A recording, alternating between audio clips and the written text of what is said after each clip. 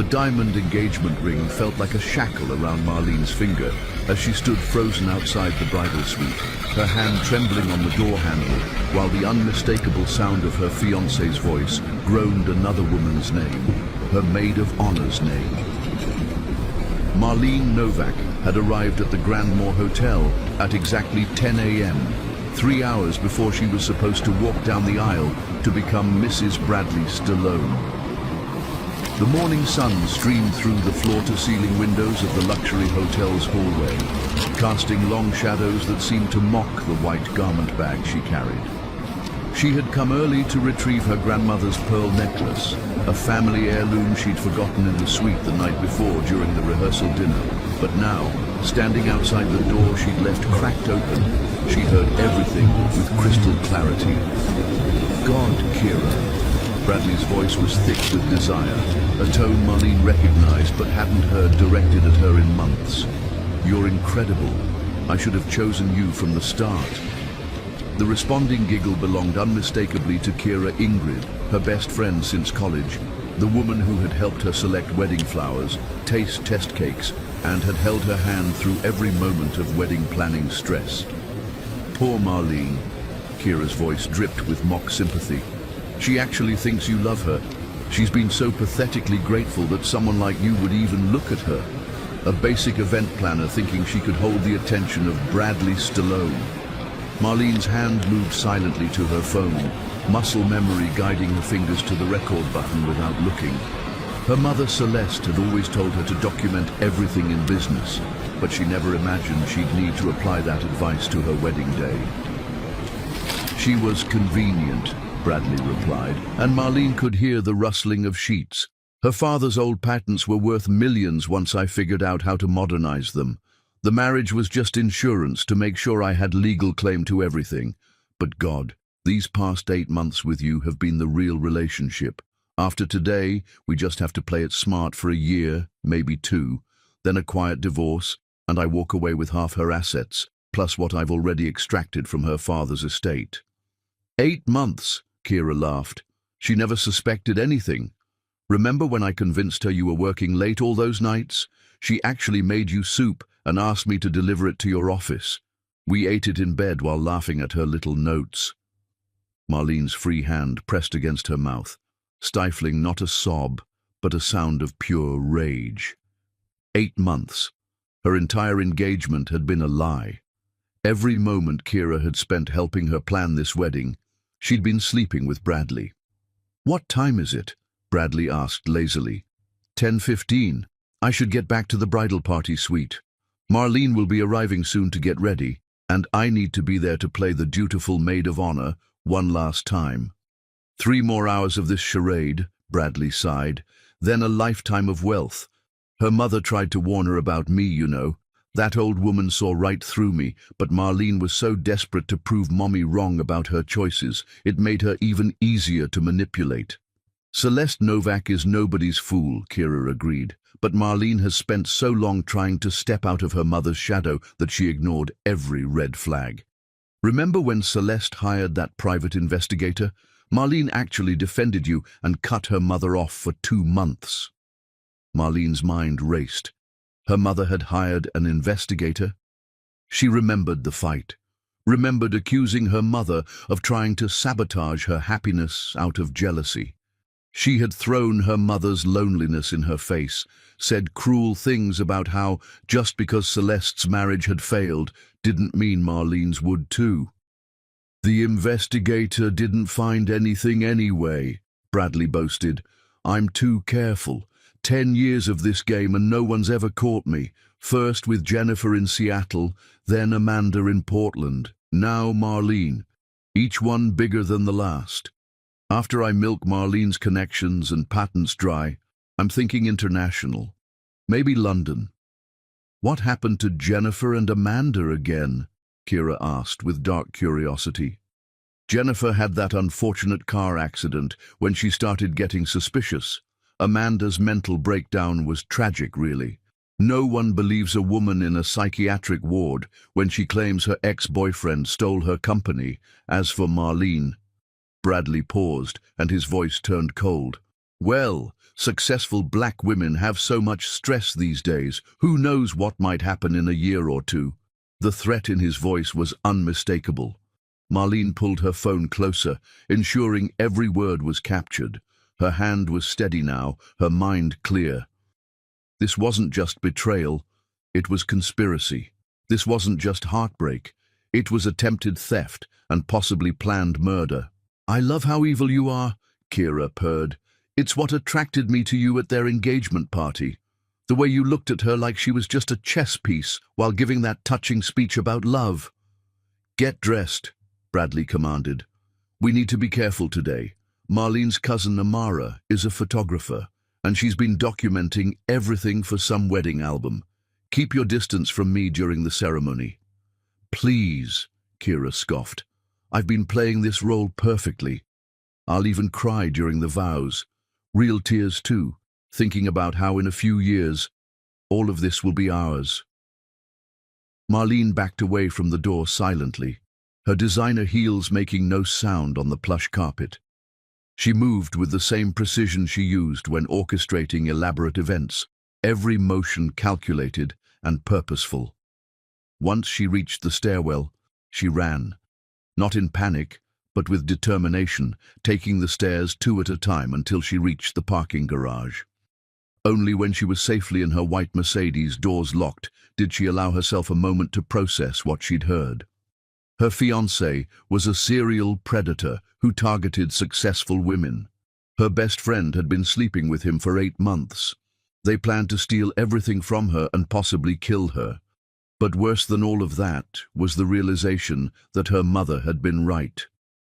Marlene pulled out her phone and scrolled to her mother's number.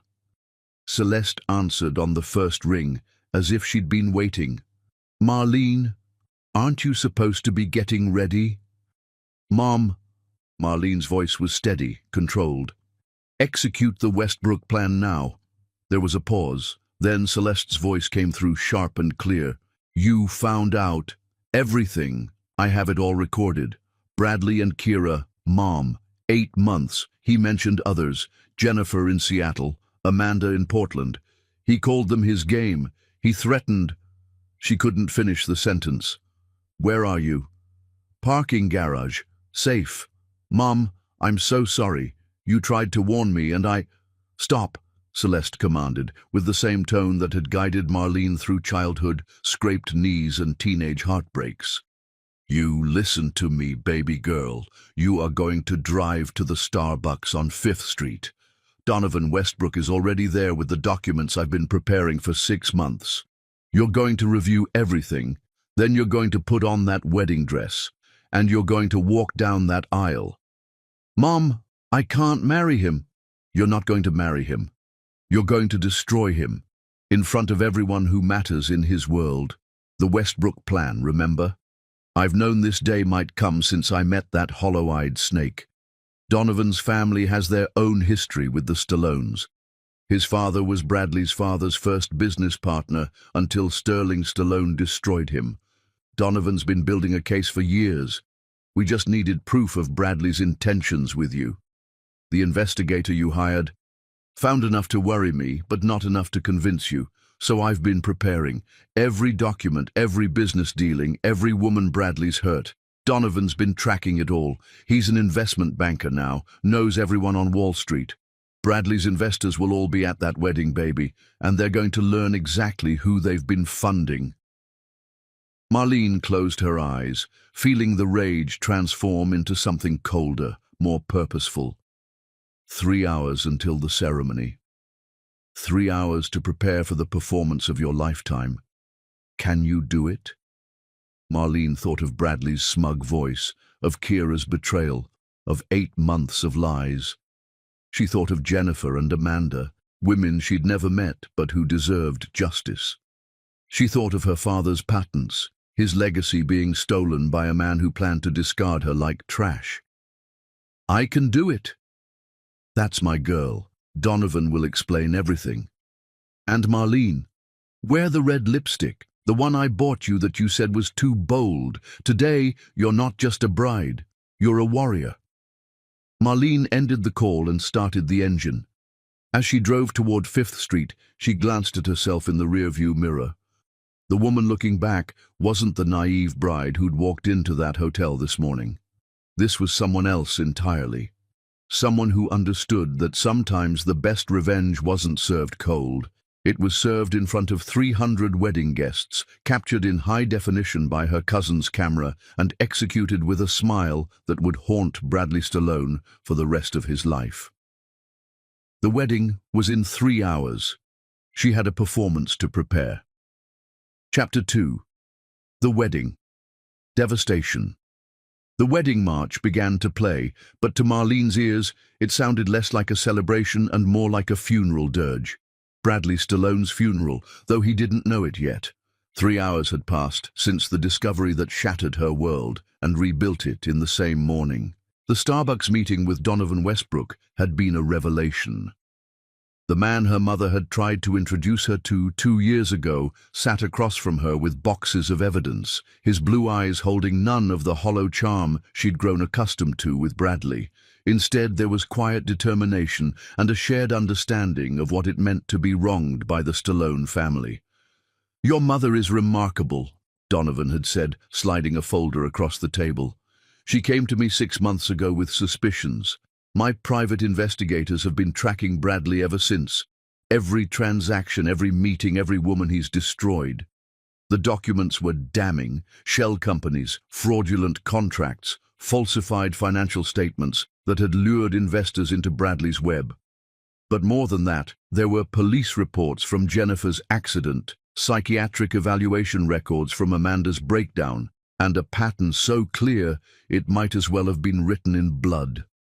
Now, standing at the entrance of the Grandmore Hotel's grand ballroom, Marlene wore her grandmother's pearl necklace like armor.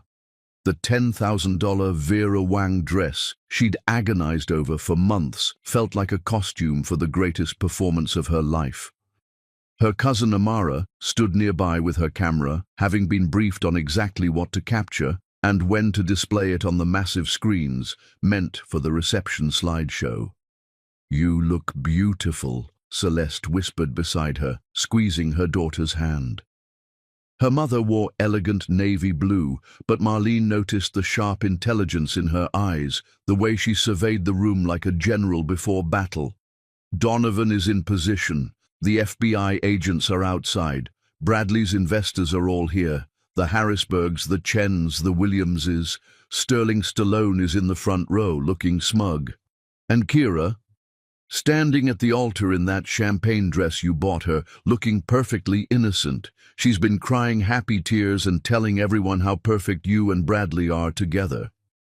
Marlene's red lips, the bold shade her mother had insisted upon, curved into a smile that didn't reach her eyes. "Let's give them a show they'll never forget." The music swelled, and 300 heads turned to watch Marlene begin her walk. She moved with deliberate grace, making eye contact with the guests, many of whom were Bradley's business associates. She saw Garrison Pike, the private investigator, dressed as a guest in the 5th row. She spotted Eleanor Westbrook, Donovan's mother, seated strategically near the projection equipment. Bradley stood at the altar in his custom Italian suit, his smile broad and confident. He believed he'd won. 8 months of deception, and here was his prize walking toward him. Beside him, his groomsmen looked appropriately formal, unaware they were standing next to a monster. Kira stood to the left, tissue in hand, dabbing at her eyes. The performance of a lifetime indeed, but not the one she'd planned. As Marlene approached, she heard whispers of admiration from the crowd. "Stunning," someone murmured. "Bradley's so lucky," another voice added. If only they knew that luck had nothing to do with Bradley's choices. She reached the altar and handed her bouquet to Kira, looking directly into the eyes of the woman who'd betrayed her. Kira smiled warmly, playing her part, but Marlene caught the flash of triumph underneath. In 3 hours, Kira expected to have won. She'd stood by while Marlene got ready, helped her with her veil, even whispered, "You're the most beautiful bride I've ever seen," while knowing she'd been in Bradley's bed that very morning. The officiant, Reverend Marcus Thompson, began the ceremony with traditional words about love and commitment. Marlene barely heard them. She was counting down, waiting for the moment. Bradley took her hands, his touch making her skin crawl, but she maintained her composure. She'd learned something valuable today. She was a better actress than either of them. "Bradley and Marlene have written their own vows," Reverend Thompson announced. Bradley went first, his voice carrying across the ballroom with practiced sincerity. "Marlene, from the moment I met you, I knew you were special. Your intelligence, your grace, your beautiful spirit, they all captivated me. You've brought such value to my life." He emphasized the word value in a way that would have seemed romantic to the crowd but made Marlene's stomach turn, knowing what he really meant. "I promise to cherish you, to build an empire with you, and to make sure our future is everything we've dreamed of." The crowd sighed at the apparent romance. Sterling Stallone nodded approvingly at his son's performance. Kira wiped away another fake tear. "Marlene," the Reverend prompted. She looked at Bradley, then turned slightly to address the crowd, her voice clear and strong. "Bradley, you've taught me so much about the true nature of love and trust. Today, I want to give you something that reflects the full truth of what we have together." Bradley's smile flickered slightly at her deviation from the vows they'd rehearsed, but he maintained his composure. Marlene continued, "But first, I think everyone here should understand the complete picture of our relationship." She raised her hand, a signal to Amara. The massive screens meant for the reception suddenly came to life, but instead of the romantic slideshow of their courtship, the audio from Marlene's recording filled the ballroom. She was convenient. Her father's old patents were worth millions once I figured out how to modernize them. The marriage was just insurance. The ballroom erupted. Gasps, shouts, chairs scraping as people stood. Bradley's face went white, then red. "What is this? Turn it off!" But the recording continued. Kira's voice filled the room. 8 months. She never suspected anything. All eyes turned to the maid of honor, who stood frozen, her fake tears replaced by real terror. "This is fake," Bradley shouted, but his voice was drowned out by his own recorded words about Jennifer and Amanda, about his plans for Marlene. Marlene stood perfectly still in the eye of the storm, her red lips maintaining that same cold smile. She waited until the recording reached Bradley's threat about successful black women and their stress, the implication of planned murder hanging in the air like poison. "Turn it off!" Sterling Stallone roared, standing from his seat, but no one moved to help him. When the recording ended, the screens changed to documents, financial records, falsified contracts, proof of embezzlement and fraud. Donovan Westbrook stood from his position in the third row, his voice carrying with authority. "My name is Donovan Westbrook. I'm an investment banker with Morrison & Associates. The SEC has been notified of Bradley Stallone's extensive fraud. The FBI is currently outside, waiting to arrest him for conspiracy, fraud, and conspiracy to commit murder based on the evidence you've just heard and seen." The investors Bradley had spent years cultivating began pulling out their phones, calling their lawyers, their accountants, anyone who could help them distance themselves from the collapse they saw coming. The Harrisburgs were already heading for the exit. The Chens looked murderous. The Williamses were on the phone with their legal team. "You bitch!" Bradley lunged toward Marlene, but Garrison Pike and 2 other men who revealed themselves as undercover FBI agents stepped forward, blocking him. "Bradley Stallone," Agent Harrison announced, "you're under arrest for wire fraud, conspiracy to commit fraud, and conspiracy to commit murder. You have the right to remain silent." "This is entrapment," Bradley screamed as they cuffed him. "She set me up. Kira, tell them." But Kira had collapsed into a chair, sobbing real tears now as she realized the depth of her mistake. 8 months of sneaking around, and for what? to be exposed in front of everyone who mattered in their social circle, to be known forever as the maid of honor who betrayed the bride. Sterling Stallone approached Marlene, his face purple with rage. "You've destroyed my family. You've destroyed everything."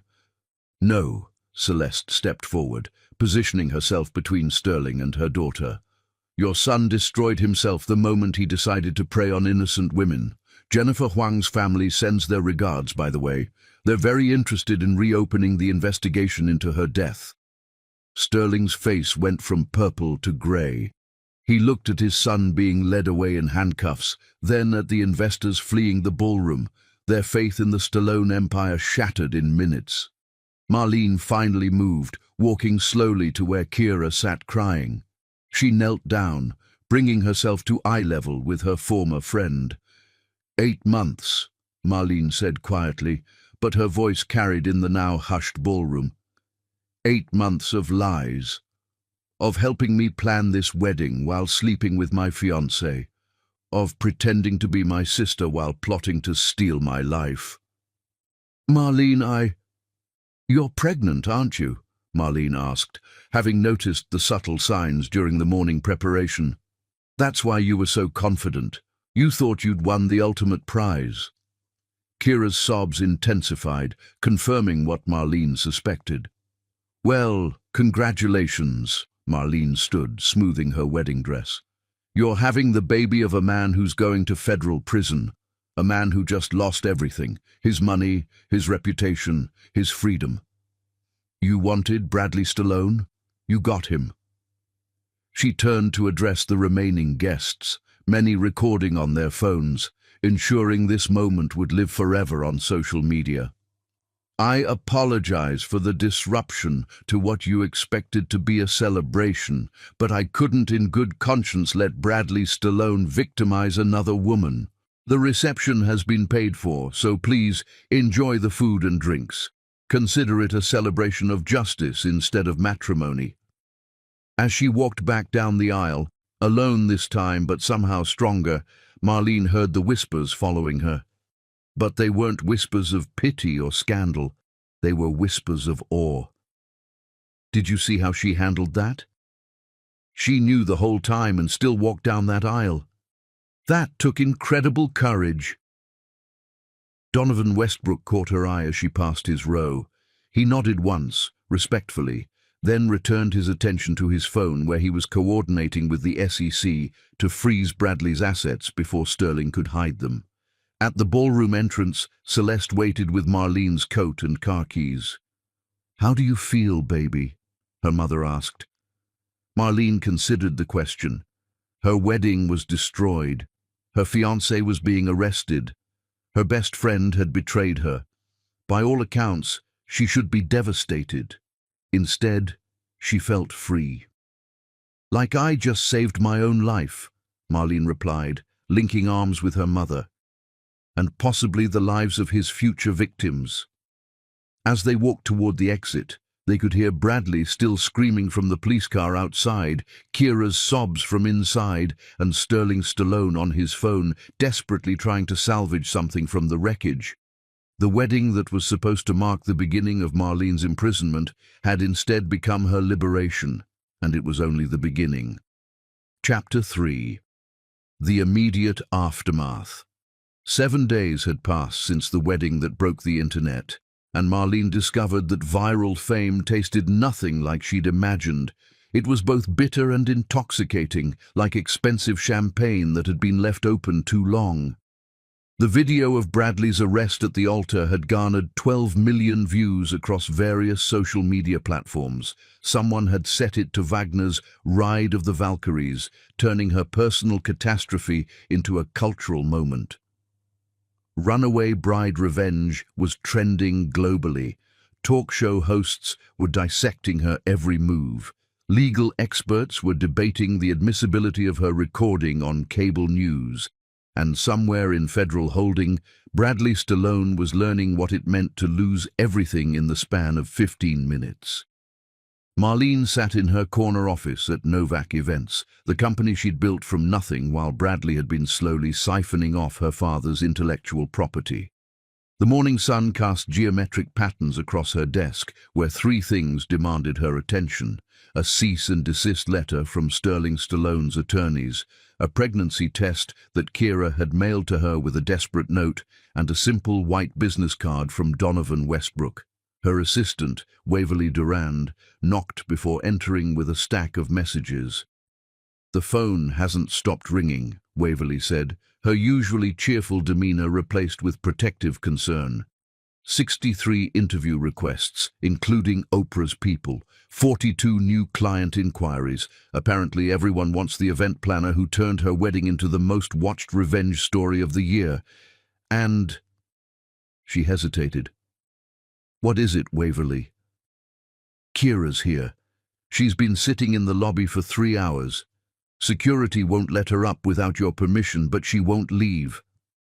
Marlene set down her coffee. She'd switched from her usual sweet cream to black, finding that she preferred the bitter truth of things lately. "What does she look like?"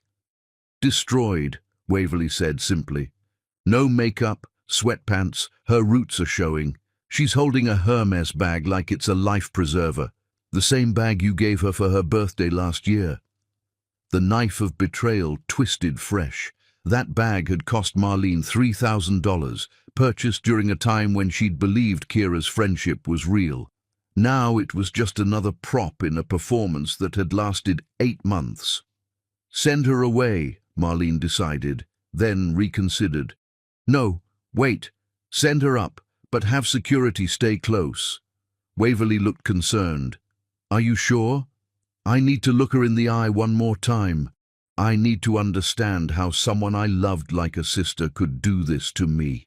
5 minutes later, Kira Ingrid entered the office, and Waverly hadn't exaggerated. The woman who'd always been impeccably styled looked like she'd aged 5 years in 7 days.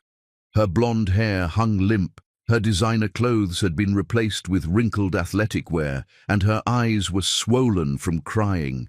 "Marlene," she started, her voice cracking. "Sit," Marlene commanded, remaining behind her desk. The power dynamic was clear. This wasn't a conversation between friends. This was a reckoning. Kira sank into the chair, clutching the Hermes bag. "I know you hate me." "Hate requires emotion," Marlene interrupted. "What I feel for you is nothing. You're a void where a friend used to be. But I am curious about one thing. Why? You had everything. A successful career, a trust fund, men who wanted you. Why did you need to take mine?" Kira's laugh was bitter. "You really don't know, do you? You never saw it." "Saw what?" "How perfect your life was. How everyone loved you without you even trying. Your mother who would die for you. Your business that succeeded because of talent, not family money. Men who saw you as a person, not just a bank account." Kira's voice turned venomous.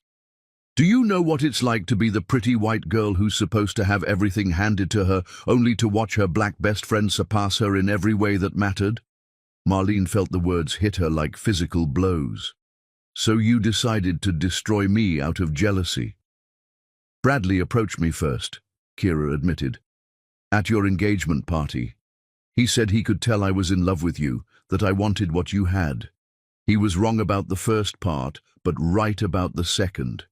He offered me a deal, help him get your father's patents and your business connections, and he'd make sure I was taken care of when he divorced you. And you just agreed." "I was drunk on the attention. Bradley Stallone wanting me, choosing me over you. Every time we were together, he'd tell me how much better I was than you, how you were boring, predictable, how he had to force himself to touch you." Kira's eyes filled with fresh tears. "I know now he was lying, manipulating me just like he manipulated you. But for 8 months, I felt like I was winning something.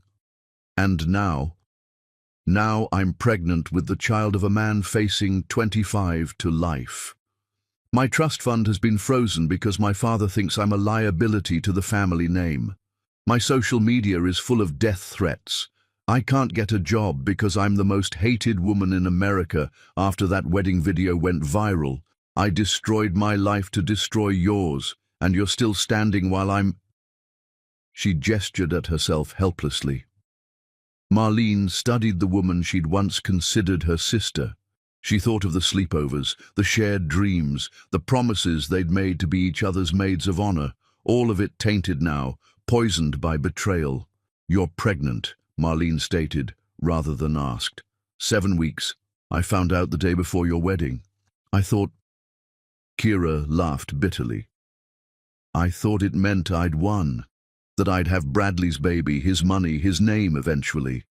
I was going to be the second Mrs. Stallone after he got rid of you. He would have gotten rid of you too, Marlene said quietly. Jennifer Huang thought she was special. Amanda Morrison thought she was different. You would have been just another casualty in Bradley's game. I know that now. Kira reached into the Hermes bag and pulled out a flash drive. This is everything. Every text, every email, every recorded conversation between Bradley and me. My lawyers say it could help strengthen the case against him, maybe get him life without parole. Marlene took the drive, turning it over in her fingers. Why give this to me? Because I owe you that much, and because... Kira stood, knowing the conversation was over. Because I need you to know that somewhere under all the jealousy and bad decisions, I did love you. It just wasn't enough to stop me from destroying us both. After Kira left, Marlene sat alone in her office, holding the flash drive. Her phone buzzed with a text from an unknown number. She almost ignored it, then saw the preview. This is Donovan Westbrook. Your mother gave me your number. She opened the full message. I wanted to check in after the week you've had. The SEC has frozen all of Bradley's assets thanks to the evidence we provided. Sterling is under investigation. You should know you're safe now. If you need anything, I'm here, not as someone your mother chose, but as someone who admires your courage. DW. Marlene read the message 3 times. There was something different about Donovan's approach. He wasn't trying to save her or fix her. He was simply offering support while acknowledging her strength. Before she could respond, Waverly burst in. You need to see this. Bradley's on the news. She turned on the office television to find Bradley in an orange jumpsuit, being interviewed from jail. His former Polish was gone, replaced by desperation and rage. She entrapped me, he was saying. Marlene Novak planned this whole thing. She and her mother, they've been setting me up from the beginning. I loved her. I was going to give her everything, and she destroyed me for money and fame. The interviewer pushed back. But what about the recording? Your own words about the other women? Taken out of context, edited. I want America to know that Marlene Novak is not the hero you think she is. She's a calculating woman who destroyed a good man because he cheated. Every man cheats. It doesn't mean I deserved this. Marlene watched Bradley's meltdown with clinical detachment. This was who he really was, not the charming millionaire or the smooth manipulator, but a pathetic narcissist who couldn't accept responsibility for his own actions. Her phone rang. It was her mother. Are you watching? Celeste asked. Unfortunately. Don't let it bother you, baby. He's desperate. The FBI found evidence of 3 more victims in other states. He's going away for a long time. I know. Kira was just here. There was a pause. And? She gave me evidence that will help the case. She's pregnant, Mom, with Bradley's baby. Celeste sighed. That poor, stupid girl, though I suppose that's harsh. Bradley was good at what he did. He almost fooled you, and you're no fool. He did fool me, Marlene admitted. For months, I thought I loved him. No, baby. You loved who you thought he was. There's a difference. The real Bradley never existed. It was just a performance. After ending the call, Marlene looked again at Donovan's text.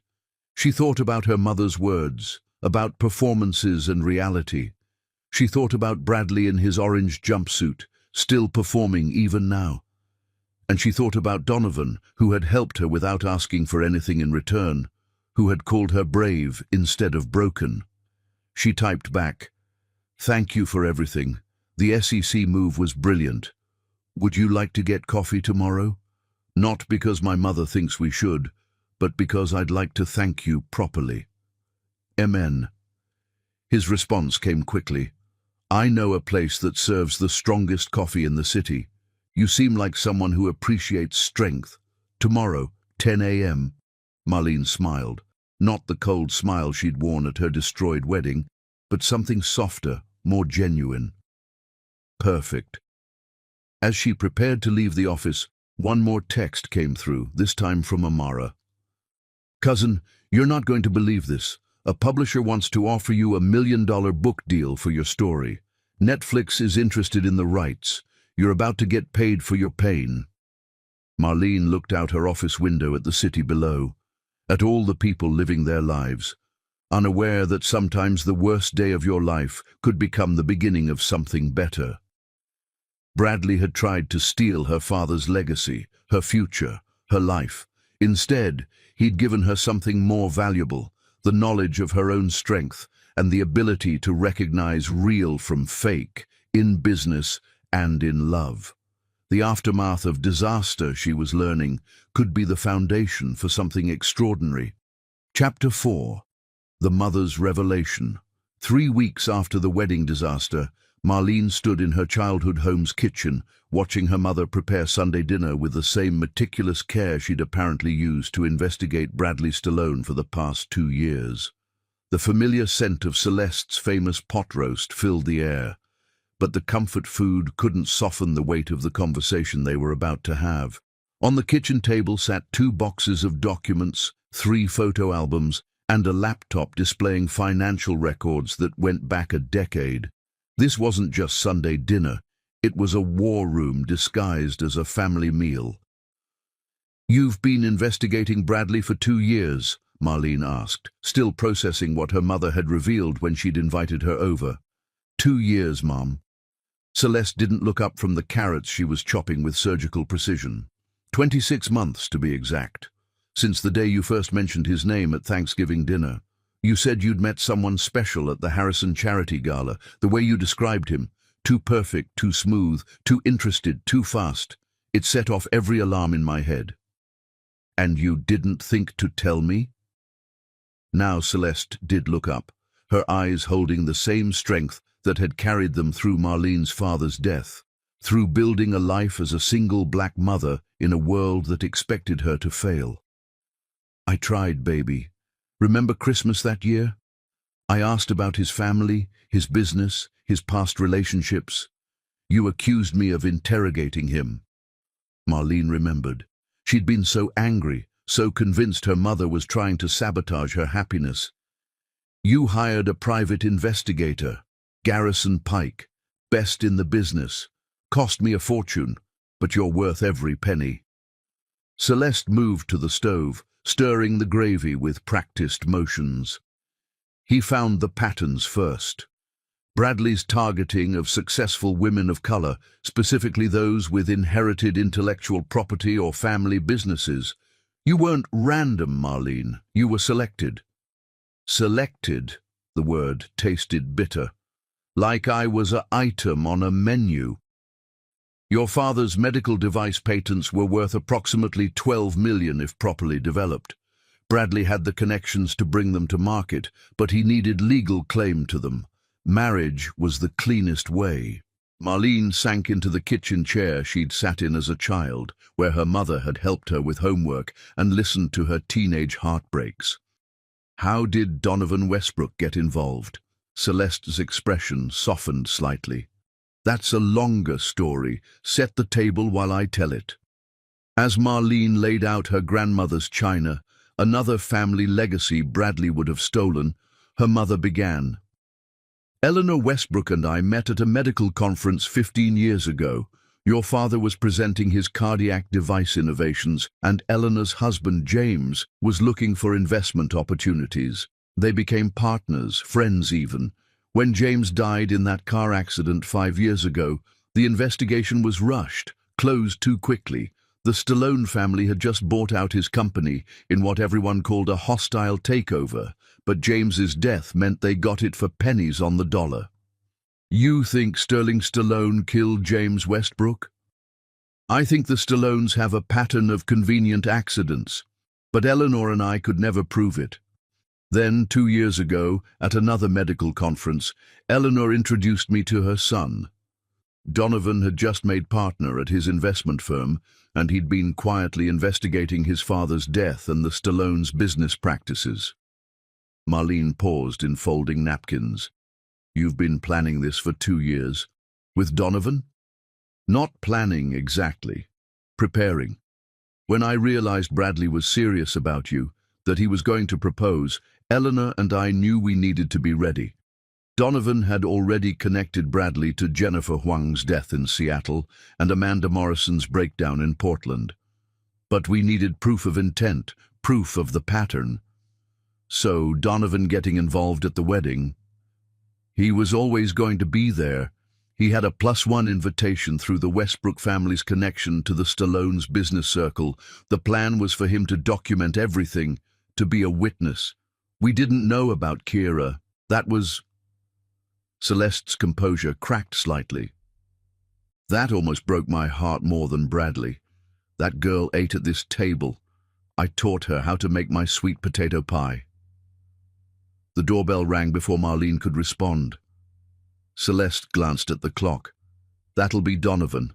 I invited him to dinner. Mom, don't mom me. That young man has been protecting you for 2 years without you knowing it.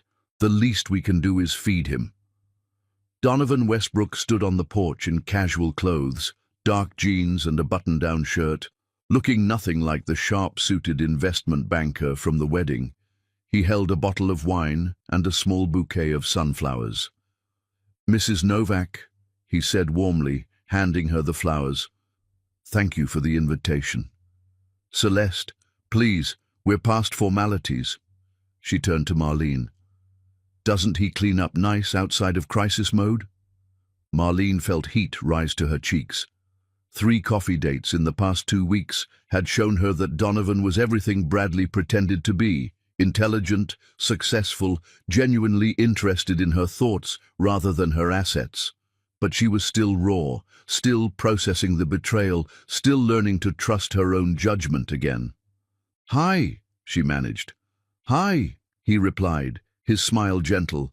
Your mother promised me the best pot roast in Atlanta. I'm hoping she wasn't exaggerating. Dinner started quietly, but Celeste had a gift for drawing people out.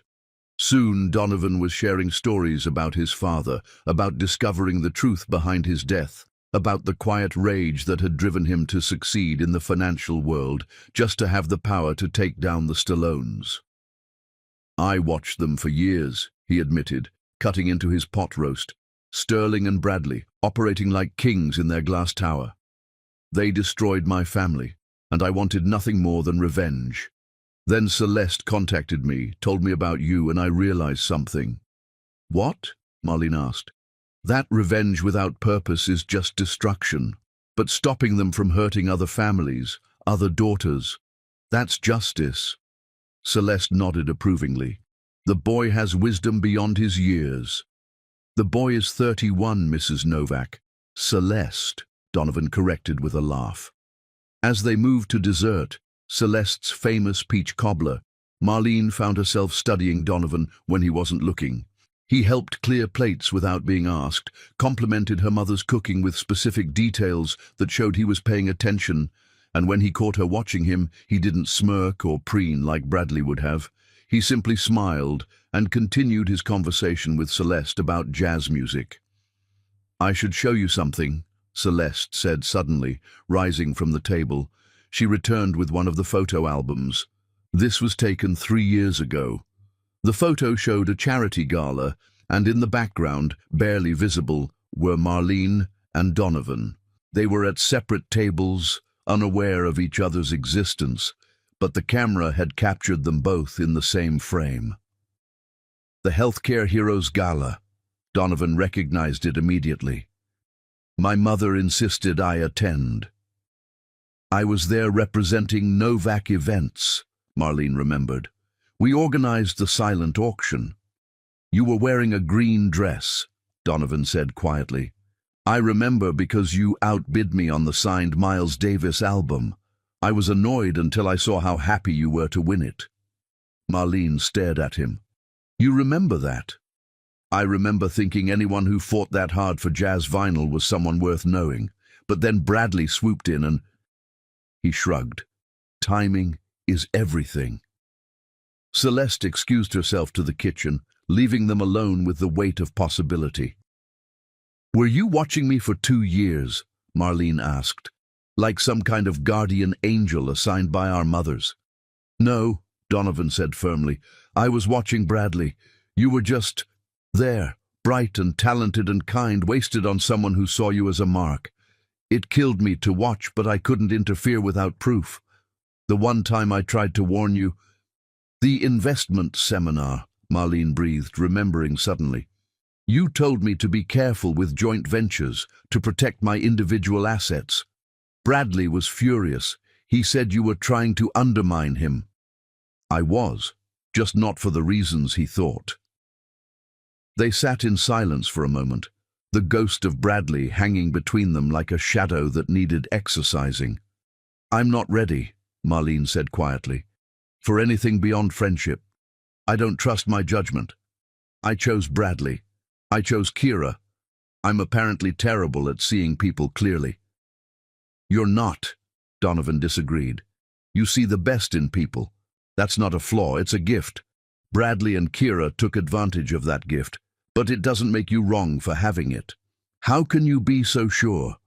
Because you saw through them eventually, because when you discovered the truth you didn't collapse, you conquered, because you're here, having dinner, starting to rebuild instead of hiding. He stood to leave, and because your mother, who is possibly the smartest woman I've ever met, raised you. You have her strength, Marlene. You just needed a reason to use it. At the door, he turned back. I know you're not ready for anything beyond friendship. I'm not asking for more. But I want you to know that I'll be here when you are ready, whether that's 6 months or 6 years from now. Some things are worth waiting for. After he left, Marlene helped her mother with dishes, both of them quiet in the comfortable way of family. You've been planning this, Marlene said finally. Not just the investigation, but Donovan and me. Celeste dried a plate thoughtfully. I've been hoping. There's a difference. I hoped you'd see through Bradley. I hoped you'd be strong enough to survive if you didn't. And I hoped that when the dust settled, you'd see what I saw the first time Eleanor showed me a picture of her son, a good man who would appreciate your worth without trying to steal it. And if I never see it, if I decide to be alone, then you'll be alone with my full support. But baby, Celeste turned to face her daughter, don't let Bradley's betrayal rob you of more than he's already taken. Don't let him take your ability to love and be loved. That would be the real tragedy. Later that night, Marlene sat in her apartment, looking at the flash drive Kira had given her.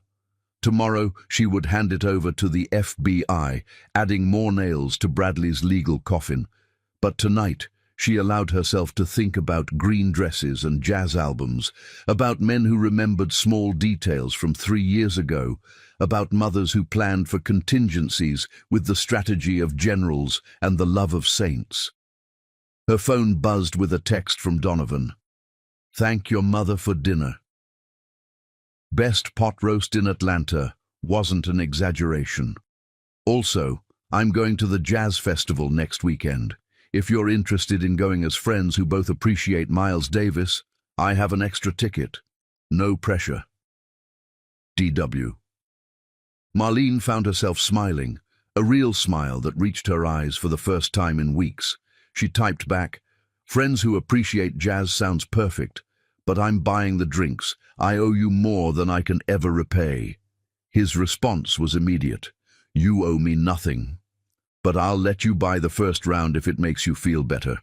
Fair warning, though, I've been known to discuss Charlie Parker for hours. As she set down her phone, Marlene realized her mother had been right about something else. Bradley hadn't broken her. He'd revealed her strength, and maybe, just maybe, he'd cleared the way for something real. Chapter 5. Bradley's desperation. The sound of breaking glass shattered the pre-dawn quiet of Marlene's office building, and she knew before security called that Bradley had finally snapped. 6 weeks of legal proceedings, frozen assets, and public humiliation had transformed him from calculating predator to desperate animal. Marlene stood in her office doorway at 5:47 a.m., surveying the destruction. Her desk had been overturned, client files scattered like confetti across the floor, and sprayed across the wall in red paint were the words, "You destroyed me." But it was what lay in the center of the chaos that made her blood run cold. Her father's framed medical degree, the glass shattered, a knife driven through his name. "Don't touch anything," Detective Harbour instructed, though Marlene had no intention of disturbing what was clearly a crime scene. "How did he get in?" "He must still have had his keycard from when we were together," Marlene realized with disgust. "I gave him access because he said he wanted to surprise me with late-night dinners when I worked overtime." "Romantic," the detective said dryly, photographing the knife. "Where were you last night?" "Home, asleep. My doorman can verify I didn't leave the building after 9 p.m. Detective Harbour, a black woman in her 40s who looked like she'd seen too much to be surprised by anything, nodded. "And Bradley's out on bail. His father posted $2 million. The ankle monitor was supposed to track him, keep him away from me." Marlene gestured at the destruction. "So much for that." Her phone buzzed. Celeste calling, then Donovan, then Amara. Bad news traveled fast in the digital age, and someone had already posted photos of the police cars outside her building on social media. "Ma'am?" A younger officer approached with an evidence bag. "We found this in the bathroom. Thought you should see it." Inside the bag was a pregnancy test, positive, with a note. "This could have been ours. B." Marlene's stomach turned. The pregnancy test wasn't hers, which meant Bradley had either stolen it from Kira or bought one to stage this scene. Either way, the manipulation was clear. He was trying to craft a narrative where she'd destroyed their family, their future children, their perfect life. "He's building a defense," Detective Harbour observed. "Crime of passion, broken man driven to extremes by a cruel woman. I've seen it before." "Will it work?" "Not with his history, but he's desperate enough to try anything." The detective's phone rang. She answered, her face growing grim. "There's been another incident. Kira Ingrid's apartment. Can you come with me?" The drive to Kira's luxury high-rise took 20 minutes, during which Marlene learned from Donovan's texts that Bradley had also sent threatening emails to every major client of Novak Events, claiming Marlene had stolen trade secrets from him. The man was scorching earth, trying to destroy everything she'd built. Kira's apartment door stood open, police tape already being strung across the entrance. Inside, Marlene could see more destruction, but this had a different quality, less rage, more systematic. Every piece of jewelry Marlene had ever given Kira had been laid out on the bed, each one broken or bent beyond repair. "Where is she?" Marlene asked. "Hospital," Detective Harbour replied. "She's fine physically, just shaken. She was at her mother's house in Buckhead when this happened. But he left her something too." The detective showed Marlene photos on her phone, written on Kira's bathroom mirror in lipstick, "Traitor whores get what they deserve." "He blames her for cooperating with the FBI," Marlene understood. "The flash drive she gave me helped build their case." "She's requesting a restraining order. Says she's scared for her life and the babies." Marlene felt an unexpected pang of sympathy for Kira. Whatever else she'd done, she didn't deserve to be terrorized by the man who'd manipulated them both. Her phone rang. "Waverley," nearly hysterical. "Marlene, you need to get back here. Bradley's here in the lobby with reporters. He's giving some kind of press conference." Detective Harbour drove with sirens blazing, but by the time they arrived, Bradley had gathered a small crowd. He stood on the sidewalk, technically not violating the restraining order that kept him 500 feet from Marlene, looking haggard but playing the victim with Oscar-worthy commitment. "I loved Marlene Novak with everything I had," he was saying to the cameras. "Yes, I had a moment of weakness with Kira. What man hasn't been tempted? But to destroy my entire life, to fabricate evidence, to turn my own child against me. That's enough." Detective Harbour stepped forward, but Bradley wasn't technically breaking any laws. Freedom of speech, even for accused criminals, was still protected. "There she is," Bradley pointed as Marlene exited the police car. "The woman who seduced me, stole my business strategies, and then destroyed me when I tried to leave her for someone else. She's not a victim, she's a black widow." The reporters turned their cameras on Marlene, shouting questions. "Is it true you planned this from the beginning? Did you know about the pregnancy when you humiliated him? How do you respond to claims you fabricated evidence?" Marlene stood straight, her mother's strength flowing through her. She thought of Donovan's advice from their last coffee meeting. Never defend. Only attack with truth. "Bradley Stallone broke into my office last night and destroyed it," she said clearly, making sure every camera caught her words. "He also broke into Kira Ingrid's apartment and left threatening messages. He's violated his bail conditions and his restraining order. He's stalked, threatened, and attempted to intimidate witnesses in a federal case. This isn't a press conference, it's a crime in progress." "Lies!" Bradley screamed, but his composure was cracking. "You took everything from me, my money, my reputation, my father's respect, my child. The child isn't yours." Kira's voice cut through the chaos. She stood behind Marlene, having arrived from the hospital, her face pale but determined. "I lied about the timeline to hurt Marlene. The baby is from a one-night stand, 2 weeks before I started the affair with you. The DNA test proved it yesterday." The crowd went silent. Bradley's face went from red to white to purple in the span of seconds. "You lying bitch!" He lunged toward Kira, but Detective Harbour and 2 officers tackled him to the ground. "You're all lying. This is conspiracy. I'll kill you all." As they cuffed him, Bradley's mask finally slipped completely. The charming millionaire was gone, replaced by what he'd always been underneath, a violent narcissist who couldn't accept that his game was over. "Bradley Stallone, you're under arrest for violating bail conditions, making terroristic threats, breaking and entering, and vandalism," Detective Harbour recited as they dragged him to the police car. "Your bail is revoked. You'll be held until trial." The reporters scrambled to capture every second, and Marlene knew this footage would play on every news channel for days. But she didn't care about the optics anymore.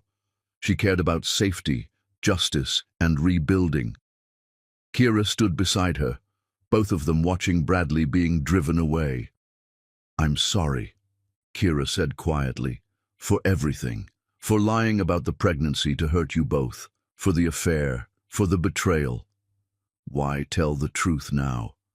"Because I'm tired of lies. They've cost me everything, my friends, my reputation, my self-respect. At least with the truth, I can start over."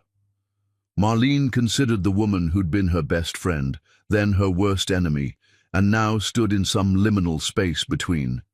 "We'll never be friends again." "I know, but I don't wish you harm.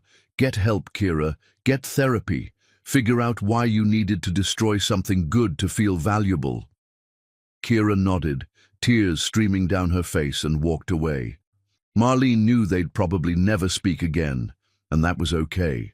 Some bridges once burned were meant to stay ash. Donovan appeared at her elbow, having pushed through the crowd. "You okay?" "Getting there," Marlene admitted.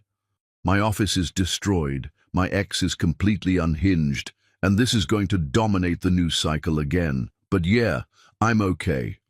"Come on," he guided her away from the cameras. "Eleanor, My mother, she has a restoration company that owes her a favor. They'll have your office perfect by tomorrow, and I have something that might cheer you up." He handed her an envelope. Inside was a check for $3 million. "What is this?" "The first distribution from the Stallone asset forfeiture. The FBI froze everything, but the court ruled you're entitled to damages for the theft of your father's intellectual property. This is just the beginning. Bradley stole from you, but the law is going to make you whole." Marlene stared at the check, more money than she'd ever seen at once. "It's not about the money. I know it's about justice, but the money doesn't hurt."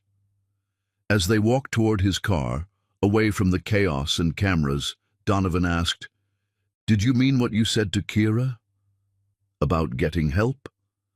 "Everyone deserves a chance to be better than their worst moment," Marlene replied. "Even Kira, even Bradley, though he'll have to find his redemption in a federal cell. You're more forgiving than I would be." "Not forgiving, just tired of carrying anger. It's heavy, and I have a business to rebuild, a life to live." She looked at him. "A jazz festival to attend with a friend this weekend." He smiled. "About that, fair warning, I bought us VIP passes. We're talking backstage access, artist meet and greets, the whole experience." "Donovan, that's too much." "It's not a date," he said quickly.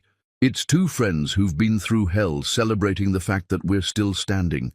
Besides, my mother would kill me if I didn't show you a good time. She's convinced you're going to be her daughter-in-law someday." Marlene laughed, surprising herself with how genuine it felt. "Our mothers are not subtle, not even a little bit, but they mean well." As they drove away from the scene of Bradley's final public meltdown, Marlene felt something shift inside her. The worst was over. Bradley was going to prison. Kira was out of her life. The truth was public and undeniable. Now came the harder part, learning to trust again, to build again, to love again. But for the first time in 6 weeks, she thought she might actually be capable of it. Her phone buzzed with a text from her mother. "Saw the news. Bradley looked pathetic. You looked powerful. Dinner Sunday? Donovan's invited if you want." Marlene typed back, "We'll be there. And Mom, thank you. For everything. For never giving up on protecting me even when I pushed you away. That's what mothers do, baby. We see the wolves even when our daughters only see princes. Now let that nice Westbrook boy take you somewhere that doesn't involve police tape." Marlene smiled, looking at Donovan as he navigated Atlanta traffic with easy confidence. Maybe her mother had been right about more than just Bradley. Maybe she'd been right about everything. Chapter 6. The Legal Battle. The federal courthouse in downtown Atlanta had become Marlene's second home 2 months after the wedding disaster, its marble halls and wood-paneled rooms now as familiar as her own office, which had been restored to perfection thanks to Donovan's connections, but still carried the ghost of Bradley's rage. Today's hearing was supposed to be routine, a motion to dismiss filed by Sterling Stallone's army of lawyers, claiming insufficient evidence and prosecutorial misconduct. But Marlene had learned that nothing involving the Stallones was ever routine. They fought with money and influence the way generals fought with armies, throwing resources at problems until they disappeared. She sat in the gallery between her mother and Donovan, watching Bradley enter in shackles and an orange jumpsuit that had replaced his Italian suits. 6 weeks in federal detention had stripped away his polish. His hair had grown out, showing grey roots she'd never known existed. His shoulders hunched forward, the confident posture gone. But his eyes still held that dangerous gleam when they found her in the crowd, a predator temporarily caged but not tamed. "All rise," the bailiff announced. "The Honorable Judge Constance Meridian presiding." Judge Meridian, a formidable black woman in her 60s, had a reputation for seeing through legal theatrics. Sterling Stallone's lead attorney, Harrison Blackwood, a man who'd successfully defended senators and CEOs, was about to learn that his usual tactics wouldn't work here. Mr. Blackwood, Judge Meridian began without preamble, I've reviewed your motion. You claim the evidence against your client was obtained illegally. Explain. Blackwood stood, his $1,000 suit impeccable. Your Honor, Ms. Novak recorded my client without his knowledge in a private setting. Georgia is a one-party consent state, but the recording was made with the intent to entrap. Objection. Federal Prosecutor Diana Chen interrupted. The defendant wasn't entrapped into confessing to crimes. He was recorded bragging about crimes he'd already committed. Sustained, Judge Meridian ruled. Continue, Ms. Chen. Diana Chen was everything Marlene had hoped for in a prosecutor. Brilliant, relentless, and genuinely committed to justice rather than just winning. She'd taken on the Stallone case personally after learning about Jennifer Huang, her college roommate's cousin. Your Honor, we have new evidence to present. With the court's permission, I'd like to call Lenora Stallone to the stand. The courtroom erupted. Sterling Stallone shot to his feet. That's impossible! She's dead! Apparently not, Judge Meridian observed dryly. Bailiff, please escort Mr. Stallone Sr. out if he has another outburst. Ms. Chen, proceed. The doors opened, and a woman entered who made everyone gasp. Lenora Stallone looked like a ghost, thin, scarred, but very much alive.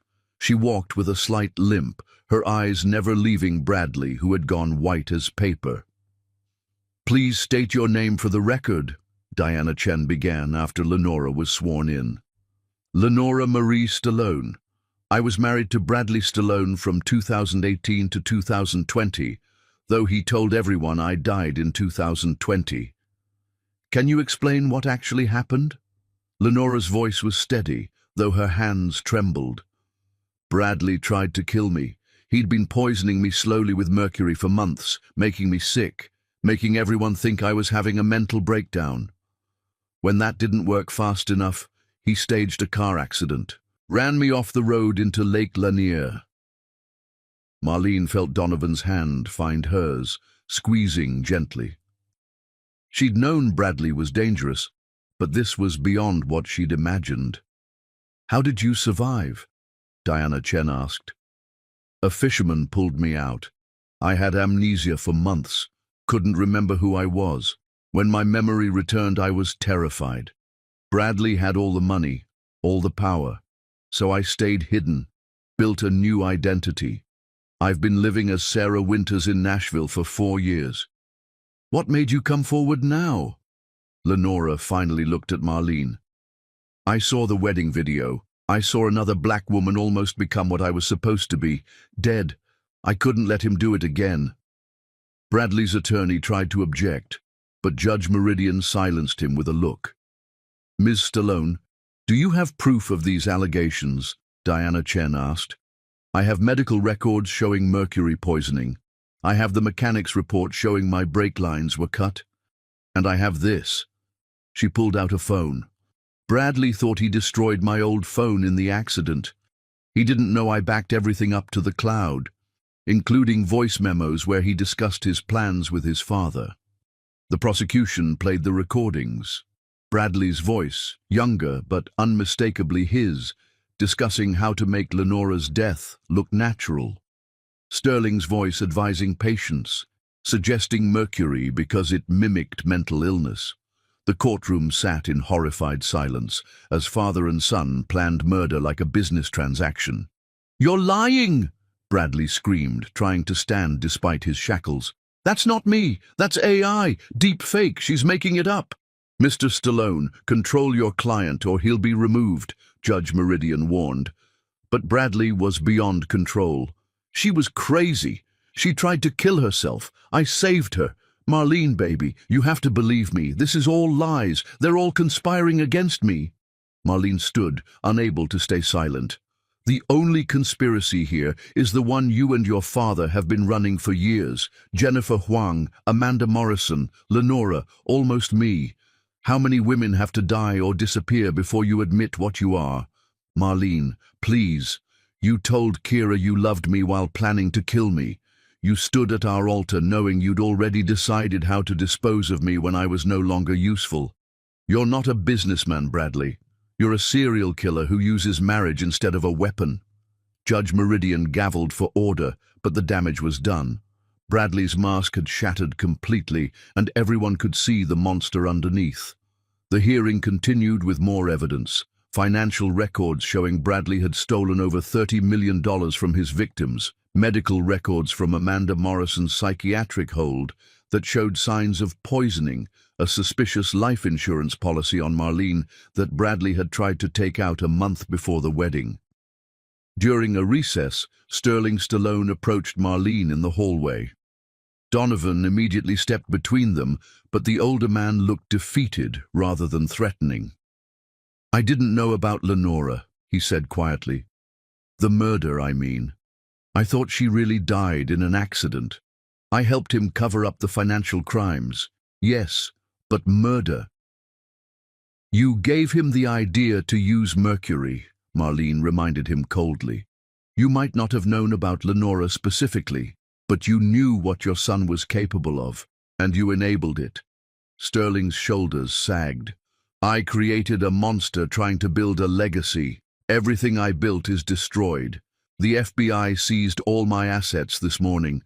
40 years of building an empire, gone." "Good," Celeste said, appearing at Marlene's side. "Your empire was built on the bones of good people. James Westbrook, my husband's patents, how many others? You and your son deserve everything that's coming." When court resumed, Diana Chen delivered her closing argument. "Bradley Stallone is not just a con man or a thief. He's a predator who specifically targeted successful women of color, believing they would be less likely to be believed, less likely to receive justice. He was wrong. Today we have the chance to show that justice doesn't discriminate, that wealth and privilege cannot buy immunity from consequences." Harrison Blackwood tried to argue for mental illness, temporary insanity, crimes of passion. But Judge Meridian had heard enough. "I'm denying the motion to dismiss," she ruled. "Furthermore, based on the evidence presented today, I'm adding charges of attempted murder in the first degree for the attacks on Lenora Stallone and conspiracy to commit murder for the planned attack on Marlene Novak. Bail is revoked permanently. The defendant will remain in custody until trial." As Bradley was dragged out, he locked eyes with Marlene one last time. "This isn't over," he mouthed. But it was. At least this chapter was. Outside the courthouse, reporters swarmed, but Marlene had prepared a statement. Today, justice took a step forward. "But this isn't just about me or Bradley Stallone. This is about every woman who's been told she's crazy when she senses danger, every victim who's been silenced by power and money. Lenora Stallone's courage in coming forward saved my life and possibly the lives of Bradley's future victims. We owe her everything." Lenora stood beside her, no longer hiding. "I lost 4 years of my life to fear. But seeing Marlene's strength, seeing her refuse to be a victim, gave me the courage to reclaim my story. Bradley Stallone tried to erase me. Today, I erased his power over me." As they walked to Donovan's car, Marlene's phone rang. It was the FBI. "Ms. Novak, this is Agent Harrison. We just arrested Sterling Stallone. Turns out Lenora's recordings included evidence of 3 other murders he helped cover up over the years. The Stallone empire is officially dead." Marlene ended the call and shared the news with the group. Celeste pulled her into a hug. "Your father would be so proud. You didn't just survive, baby. You brought down an entire criminal enterprise." "We brought it down," Marlene corrected, looking at each of them. Her mother, who never stopped protecting her, Donovan, who'd been gathering evidence for years, Lenora, who'd found the courage to return from the dead, Diana Chen, who was ensuring justice was served. "Dinner," Donovan suggested. "I think we've earned a celebration." "Somewhere with good wine," Lenora added. "I haven't had a proper drink in 4 years. Too afraid someone would recognize me at a restaurant." As they walked together toward a new chapter, Marlene realized that Bradley had been wrong about one thing. He'd said she'd never find anyone who loved her like he did. Thank God for that. His version of love was possession, control, and ultimately destruction. What she'd found instead, in her mother's fierce protection, in Donovan's patient support, in the solidarity of survivors like Lenora, was something far more valuable. Genuine care without conditions, support without ownership, love without fear. The legal battle would continue for months, but the war was already won. Bradley Stallone would never hurt another woman again. Chapter 7. The Quiet Support. 3 months after the wedding disaster, Marlene's business had not just recovered but exploded with success, though she suspected the $20 million settlement from the Stallone estate that had been fast-tracked through the courts had less to do with her newfound prosperity than Donovan Westbrook's quiet influence behind the scenes. She discovered his first intervention by accident. Waverly had mentioned offhandedly that the Pemberton wedding, a society event that would cement Novak Events as Atlanta's premier planning company, had specifically requested Marlene after that lovely Mr. Westbrook had sung her praises at the country club. When pressed, Marlene learned Donovan had been systematically countering every piece of poison Bradley had tried to spread from his jail cell, never taking credit, never mentioning it to her. "You didn't have to do that," she told him over coffee at their usual spot, a quiet cafe that had become their Thursday morning tradition. Donovan stirred his black coffee thoughtfully. "You're right, I didn't have to. I wanted to. There's a difference." "Why?" "Because you deserve to succeed on your merit, not fail because of Bradley's lies. I just made sure people knew the truth." It was always like this with him: support without strings, help without expectation of gratitude. So different from Bradley's transactional version of love that Marlene sometimes struggled to accept it as real. Her phone buzzed with an alert from her lawyer. Bradley's trial date had been set for next month. The reality of facing him again made her coffee taste bitter. "You okay?" Donovan asked, reading her expression with the ease of someone who'd been paying attention. "The trial. It's real now. I'll have to testify. See him again? Relive all of it in public. You don't have to do it alone. I know, Diana Chen is an excellent prosecutor. That's not what I meant." He reached across the table, his hand stopping just short of hers, asking permission without words. When she didn't pull away, he covered her hand with his. "I'll be there, every day of the trial, whatever you need." The warmth of his touch was nothing like Bradley's possessive grip. This was an offer, not a demand. "Your company won't appreciate you taking that much time off." He smiled. "I resigned yesterday." Marlene nearly knocked over her coffee. "What? Donovan, why? You loved that job." "I loved the power it gave me to fight the Stallones. That fight's over. I've been thinking about what's next, and I realized something. I've spent 5 years living for revenge, investigating my father's death, building a case against the people who destroyed him. But that's not living, that's just existing with purpose. So what's next? I'm starting my own investment firm, specifically focused on helping Black-owned businesses secure funding and navigate the financial world. Your success with the settlement money, turning it into business growth instead of just sitting on it, that inspired me." Marlene studied him, this man who'd upended his entire life partially because of her example. That's a big risk. Everything worth doing is. Besides, he squeezed her hand gently before letting go. "My mother has been nagging me about taking risks for the right reasons instead of revenge. She seems to think someone in my life might be worth taking positive risks for." The implication hung between them, unspoken but clear. 3 months of friendship had built something Marlene wasn't quite ready to name, but couldn't deny existed. Before she could respond, her phone rang. "Celeste." "Baby, you need to come to the house. Now bring Donovan." The urgency in her mother's voice had them both moving immediately. During the drive, worst-case scenarios ran through Marlene's head. Had Bradley somehow gotten out? Had Sterling made bail? They found Celeste in her living room with Lenora Stallone and a woman Marlene didn't recognize, elderly, frail, but with sharp eyes that missed nothing. "This is Dorothy Huang," Celeste said. "Jennifer's grandmother." Marlene's breath caught.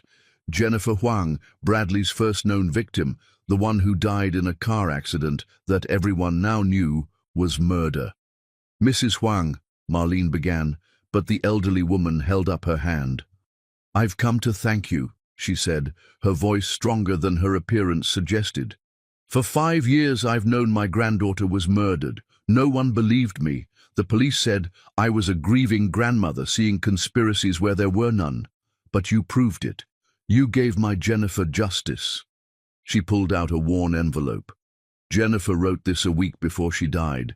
She was going to leave Bradley, but she wanted whoever came after her to know the truth. I think she knew what might happen." Marlene took the letter with trembling hands. Jennifer's handwriting was neat, careful. "To whoever reads this, Bradley Stallone is not what he seems. He's systematically stealing my father's coding innovations, has isolated me from family, and I've been getting sick in ways that make no sense. If something happens to me, it wasn't an accident. Please don't let him do this to another woman. Jennifer Huang." "She knew," Lenora whispered, "just like we all eventually knew. But she didn't get the chance to escape." Dorothy Huang looked at each woman in the room. "You survived. You fought. You won. My Jennifer would be so proud." After Dorothy left, the 4 of them sat in heavy silence. Marlene found herself looking at these women, her mother, Lenora, herself, all survivors of the Stallone family's destruction in different ways. "We need to do something," Marlene said suddenly. "A foundation, maybe. For women like Jennifer who sense danger but don't have the resources or support to escape. The Jennifer Huang Foundation for Women's Safety," Lenora suggested immediately. "I have money from my settlement, 20 million that I don't need to hide anymore." "I can provide the business structure," Donovan offered. "Pro bono, of course." Celeste smiled, the strategic look Marlene recognized from childhood. "And I can provide the network. 25 years of teaching means I know people in every field. We can create an underground railroad for women in danger from men like Bradley." As they planned, Marlene felt something shift inside her. This wasn't just about revenge anymore. It was about transformation, taking the worst thing that had happened to her and turning it into something that could save others. Later, as Donovan drove her home, he said quietly, "You're extraordinary, you know that. I'm just trying to make sense of it all, to make Jennifer's death mean something." "That's what I mean. Bradley tried to destroy you, and instead of just surviving, you're building something to help others. You took your pain and weaponized it for good." He pulled up to her building, but didn't immediately unlock the doors. "Marlene, I need to tell you something." Her heart rate spiked. After Bradley, serious conversations terrified her. "I'm falling in love with you," he said simply. "I've been trying not to, trying to just be your friend because I know you're not ready. But if I'm starting over, being honest about what I want from life, then I need to be honest about this too. Donovan, you don't have to say anything. I'm not asking for anything. I just needed you to know that when I show up for you, it's not obligation or pity or even friendship, really. It's because I love you. I'll wait as long as you need, even if that's forever. But you deserve to know the truth." Marlene sat in stunned silence. Love. Real love. Not Bradley's possessive obsession or Kira's jealous betrayal. This was something else entirely. Patient, selfless, honest. "I don't know if I can ever—" "You don't have to know. Just don't disappear on me, okay? We can stay exactly as we are for as long as you need. I just couldn't keep pretending my feelings were purely platonic." She looked at him, this man who'd protected her before he knew her, who'd helped her without asking for credit, who'd just upended his entire life to build something meaningful. "The trial starts in a month," she said carefully. After it's over, after Bradley is sentenced and this chapter is closed, ask me again." Hope bloomed in his eyes.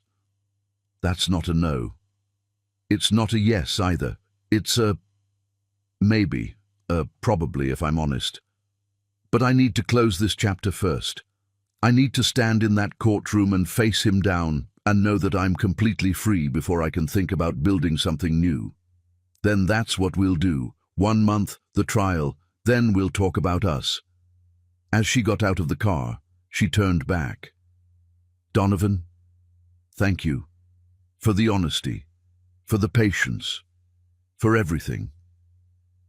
"Always," he said simply, and she believed him.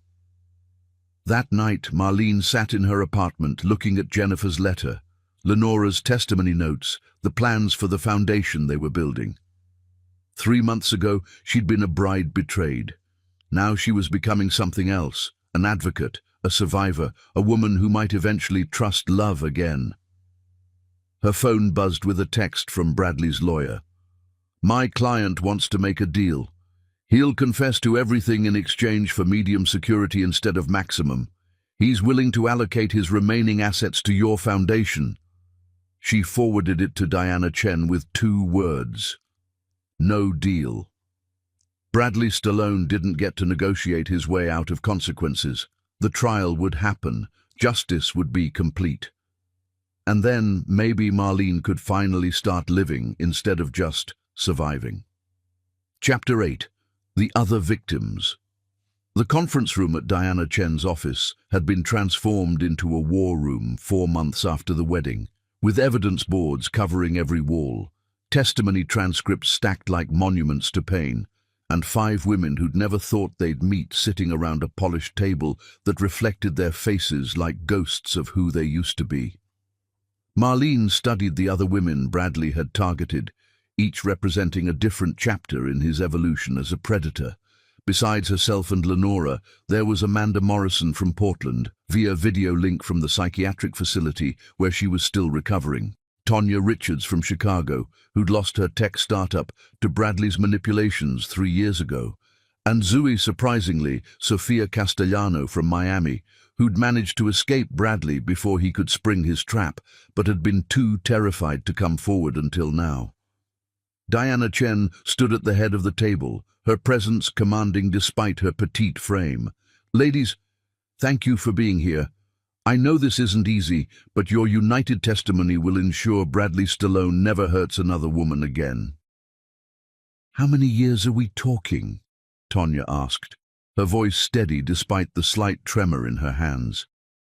She'd flown in from Chicago that morning, leaving her 3 children with their grandmother. Bradley had destroyed her marriage along with her business, convincing her husband she was having an affair while he slowly drained her company's accounts. With all charges combined, fraud, attempted murder, conspiracy, theft, we're looking at consecutive sentences totaling approximately 150 years. He'll die in prison. "Good," Amanda said from the screen, her voice thin but determined. The psychiatric hold Bradley had orchestrated had lasted 6 months, during which she'd lost her company, her credibility, and nearly her sanity. "But I want more than just prison. I want the world to know what he is." Sophia spoke for the first time, her Miami accent thick with emotion. "I was the lucky one.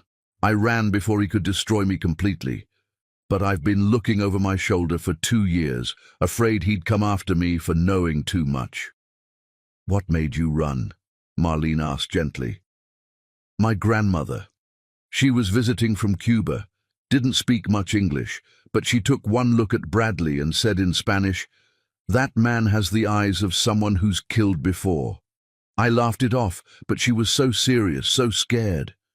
She'd seen enough evil in her life to recognize it. That night, I went through his phone while he slept, found photos of Jennifer Huang, notes about mercury poisoning, research on how to make deaths look accidental. I packed a bag and disappeared." "You never went to the police?" Diana asked, taking notes. "A Cuban woman with no proof accusing a rich white man of planning murder. Who would have believed me? I just ran and prayed he'd find another target and forget about me." Sophia looked at Marlene. I'm sorry you became that target. When I saw your wedding video, I threw up. I knew what he'd planned for you. Lenora reached across the table, taking Sophia's hand. You survived. That's what matters. We all survived. The door opened, and Donovan entered with coffee and files. He distributed both quietly, his presence unobtrusive but supportive. When he reached Marlene, he squeezed her shoulder gently, a reminder that she wasn't alone. I have something, Tonya said suddenly, pulling out her phone. I never told anyone this because I was too ashamed. But Bradley recorded us, being intimate. He said it was for us, for when we were apart. But after he destroyed my life, he sent the videos to my husband, my board of directors, everyone, said I was a whore who deserved what I got. The room went silent with rage. Diana's pen snapped in her hand. He distributed revenge porn? That's a federal crime now, Donovan said quietly, the kind that adds decades to sentences. I have the emails he sent with the videos, Tonya continued, tears streaming down her face. I kept everything, too humiliated to show anyone, but if it helps put him away forever. It will, Diana assured her. You're brave for sharing this. All of you are. Amanda cleared her throat from the video screen. He did the same to me. The videos were part of how he convinced everyone I was having a mental breakdown, a sex addict who needed intervention. My own parents believed him. Marlene felt sick. She thought about the intimate moments she'd shared with Bradley, wondered if somewhere there were recordings waiting to surface. The violation felt fresh, even months later. There's more, Lenora said quietly. I've been investigating with Donovan's help. We found 3 other women, Natasha in Seattle, Carmen in Phoenix, and Jade in Houston. They won't come forward publicly, but they've provided affidavits. Bradley's pattern goes back 12 years, to when he was 20. His first victim was his college girlfriend. She committed suicide after he destroyed her reputation with deepfake pornography before deepfakes were even widely known. The weight of Bradley's evil settled over the room like a suffocating blanket. This wasn't just a conman or a thief. This was a serial predator who'd refined his methods over more than a decade. We're going to bury him, Diana said, with cold determination. Every charge, every victim, every crime. By the time I'm done, Bradley Stallone's name will be synonymous with predator. No woman will ever fall for his act again, because his face will be on every warning poster in America. A knock at the door interrupted them. Diana's assistant entered, looking disturbed. Ms. Chen, there's been an incident at the Federal Detention Center. Bradley Stallone was attacked by another inmate. Marlene's heart skipped. Is he? He's alive, in the medical ward, but apparently the attacker was the brother of Natasha from Seattle. He's in for armed robbery, recognized Bradley from the news, and decided to handle things himself. The women exchanged glances, none of them feeling the sympathy they might have once possessed. Will this delay the trial? Marlene asked Diana. Not if I have anything to say about it. He can attend in a wheelchair if necessary. Justice doesn't wait for convenient recovery times. As the meeting continued, they strategized about the trial. Each woman assigned specific testimony days to create a cascade of evidence that would drown Bradley's defense.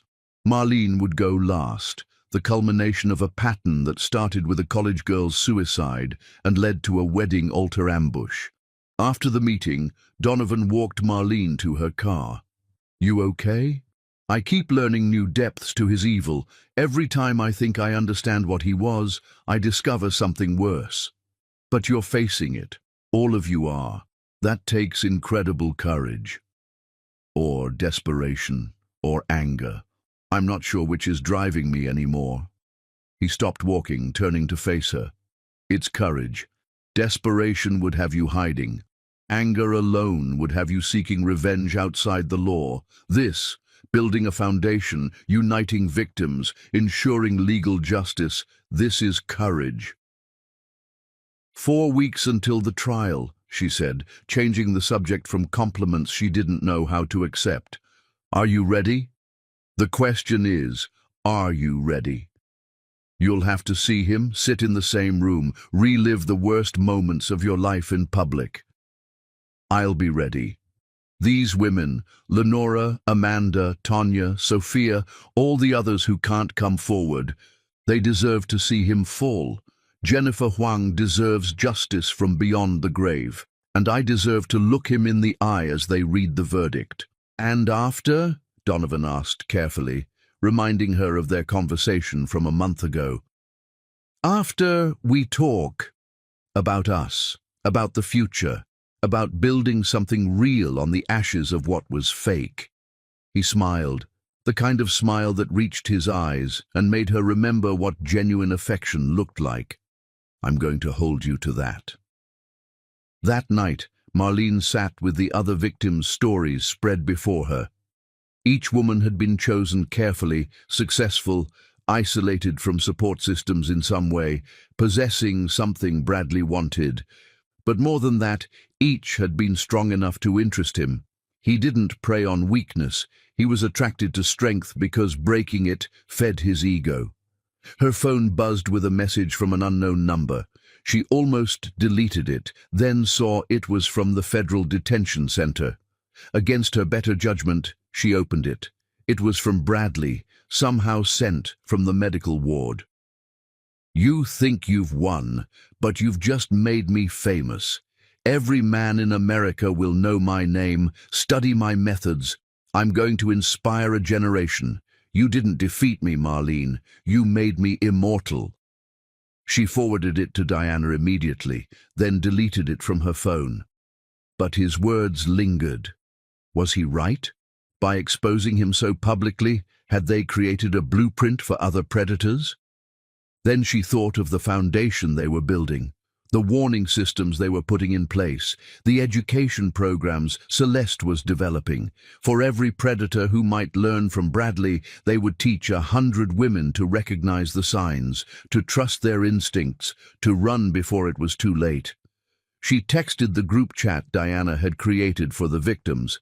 Bradley sent me a message trying to scare me. Don't let him win. We're stronger together than he ever was alone.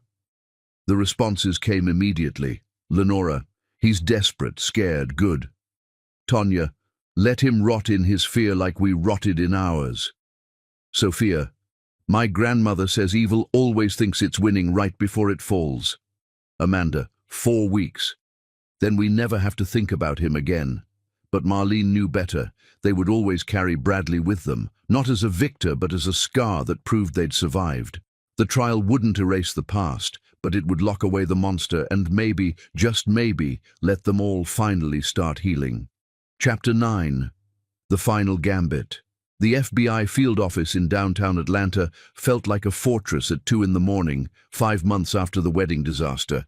But Marlene knew that no amount of federal protection could guarantee safety from a desperate man with nothing left to lose.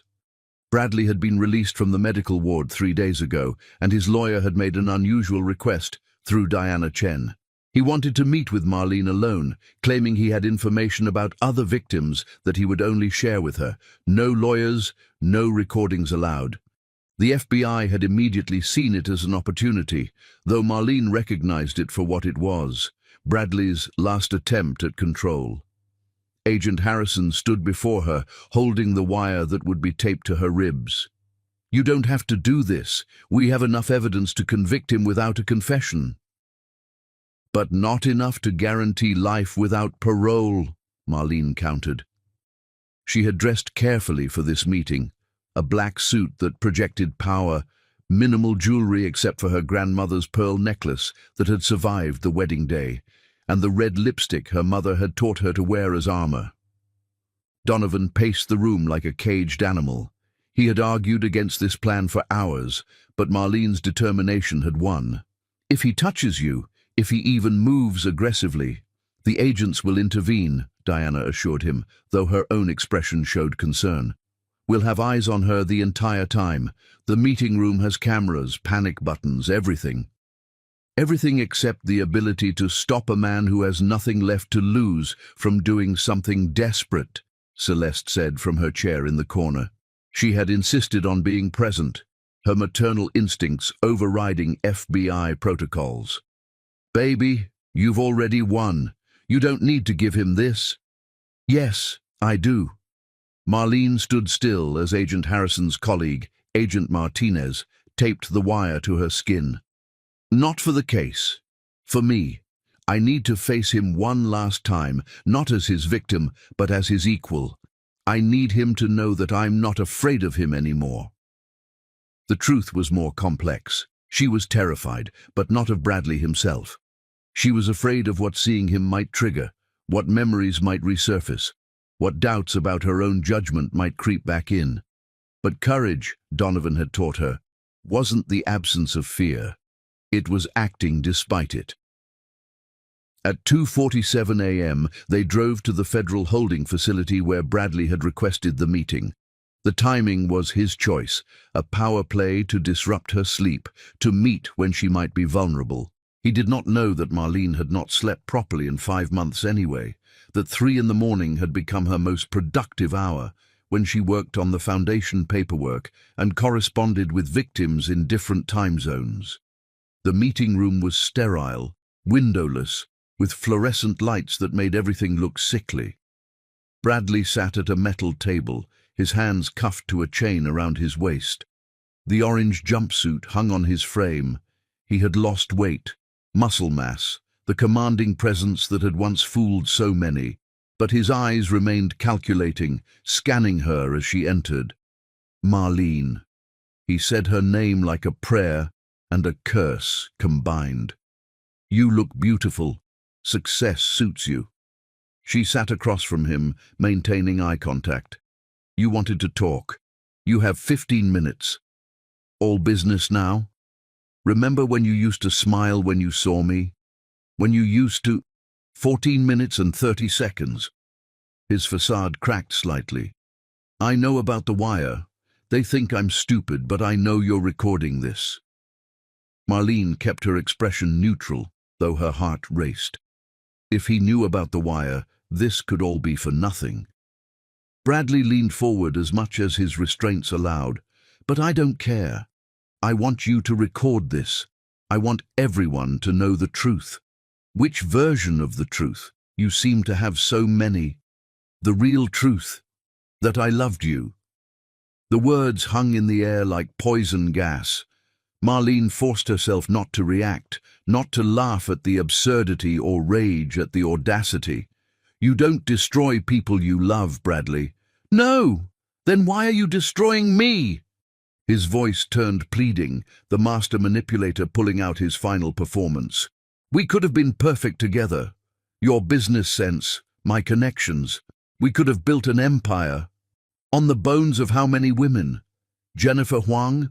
Amanda Morrison? Lenora, who you tried to murder? Lenora was weak.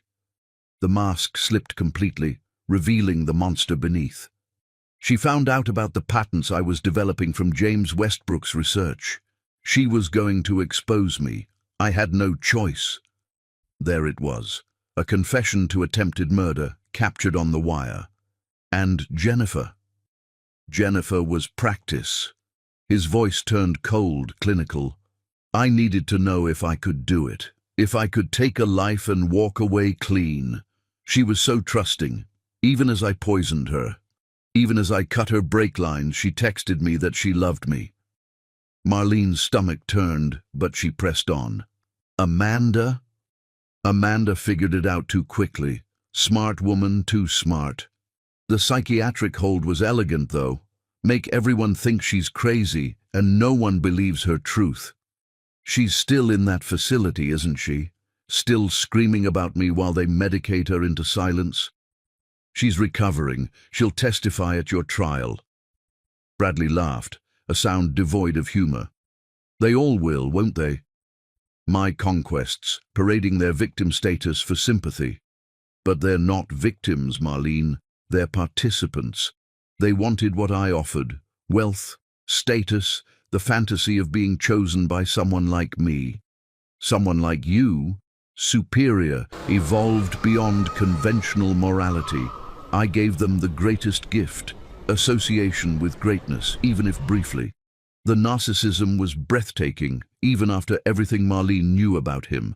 Is that what you gave me? Association with greatness? I gave you more. I gave you purpose. Look at you now, famous, wealthy from the settlement, building your little foundation.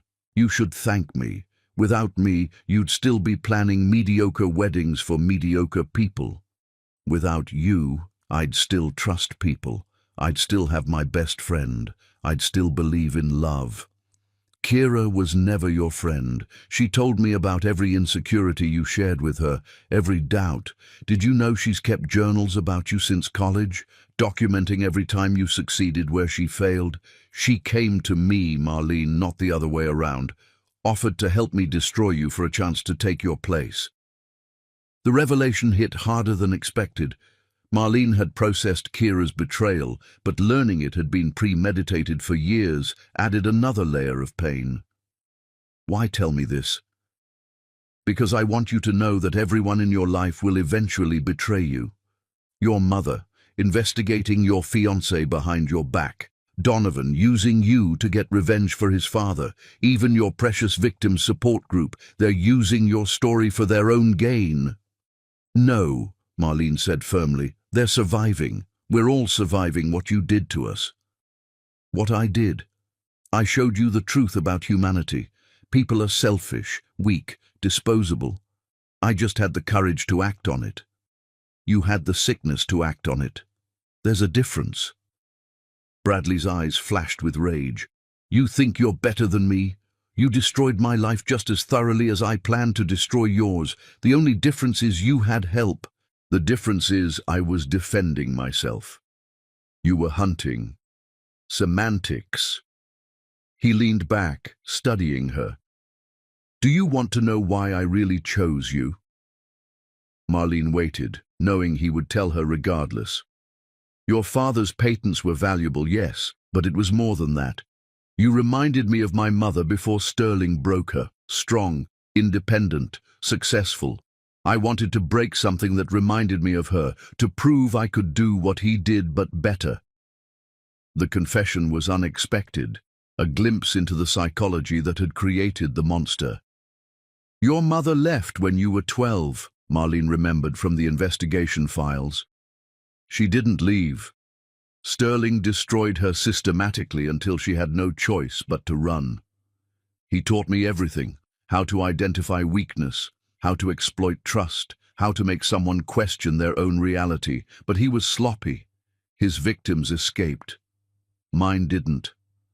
Lenora escaped. Sophia escaped. I escaped. Did you?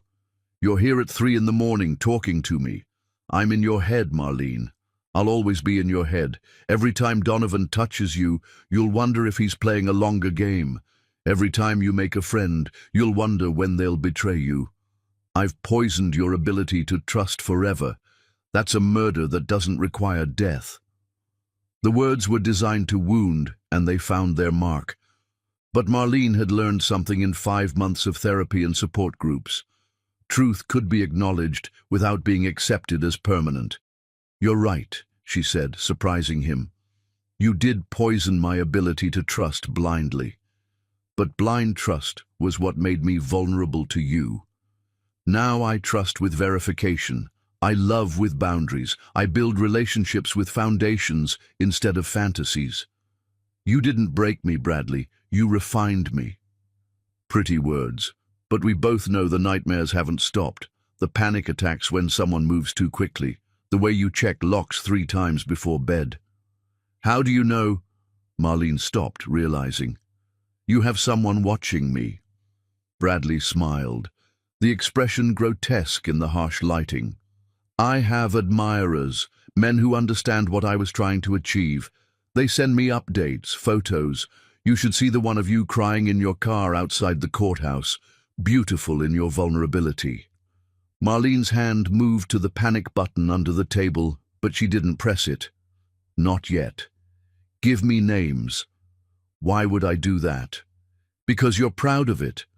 Because you want me to know how far your influence reaches. True, he considered. Marcus Webb, investment banker, lives in your building. Thomas Chen works at your coffee shop. David Morrison, no relation to Amanda, teaches at Emory. They all see what I saw. A world where women like you need to be reminded of their place. Marlene memorized every name, knowing the FBI was recording everything. They're going to prison too, you know. Stalking, conspiracy, harassment. You've just signed their arrest warrants. Bradley shrugged. They knew the risks. They believe in the cause. The cause of destroying successful women. The cause of maintaining natural order. Men lead, women follow. It's biology, evolution. You've disrupted that order, but nature always corrects itself. Is that what you'll tell yourself in prison? That you're a victim of natural correction? His composure finally shattered completely. I'll tell myself that I almost had it all.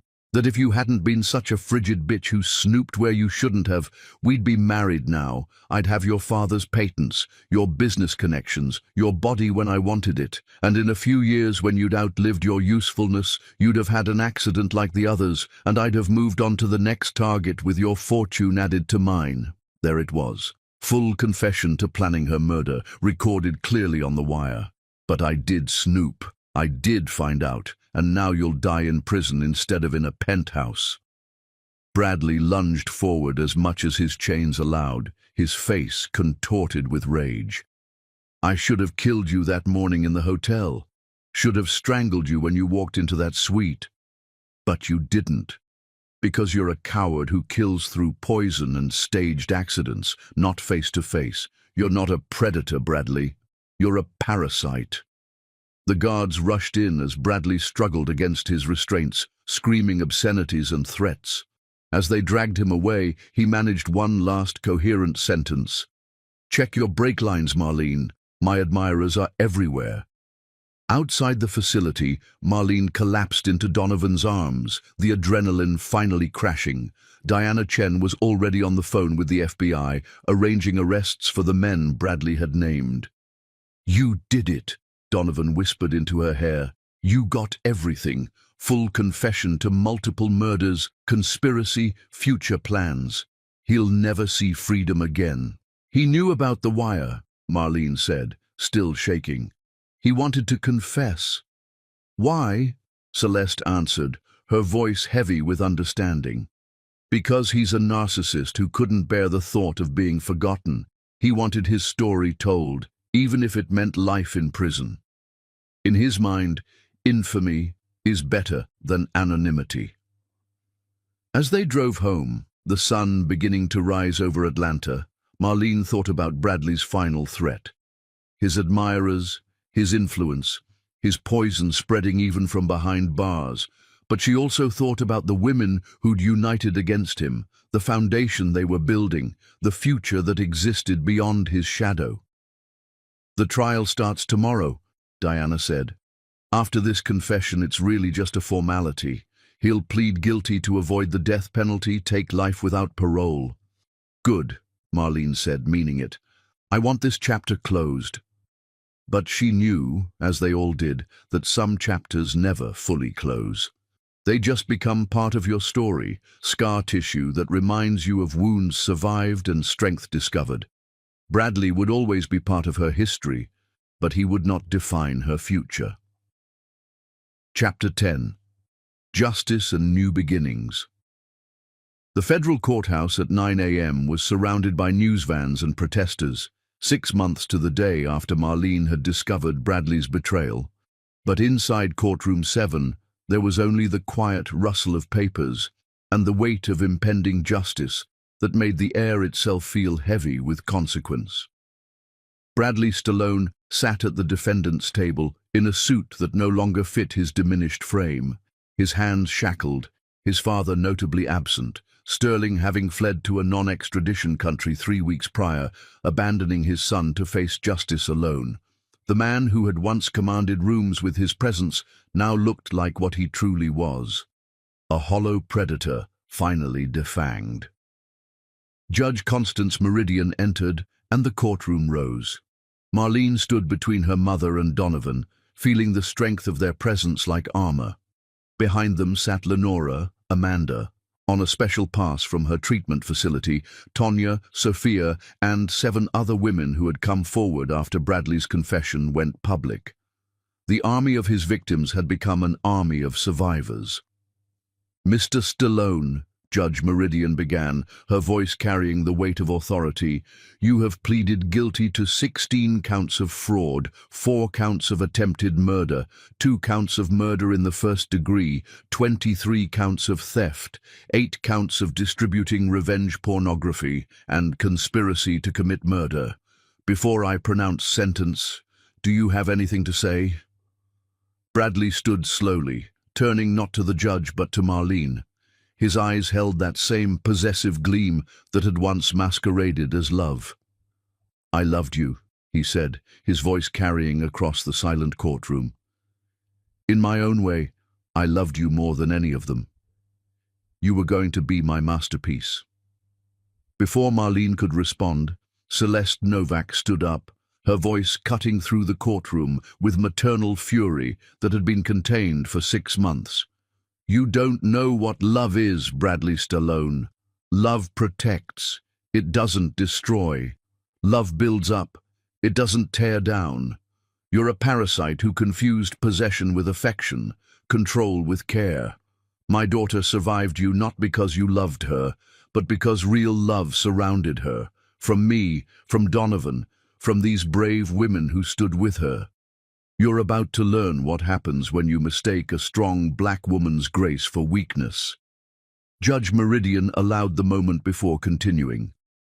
"Mr. Stallone, your crimes represent a pattern of predatory behavior that spans 12 years. You've shown no remorse, only regret at being caught. You've terrorized women, destroyed lives, and ended 2 precious souls who deserved to live." Jennifer Huang was 26. Lenora Stallone, who survived your attempt, lost 4 years of her life to fear. The judge's voice hardened. "I hereby sentence you to life in federal prison without the possibility of parole, sentences to run consecutively for each count. You will serve your time in ADX Florence, in solitary confinement for the first 25 years due to the continued threat you pose to others. You will have no access to computers, no ability to communicate with the outside world beyond approved legal correspondence. Your assets have been liquidated and will be distributed among your victims." Bradley's composure finally shattered. "You can't do this. Solitary for 25 years? That's cruel and unusual. I have rights." "Your victims had rights too," Judge Meridian responded coldly. "The right to live without fear, to build their lives without predation, to trust without betrayal. You systematically violated those rights.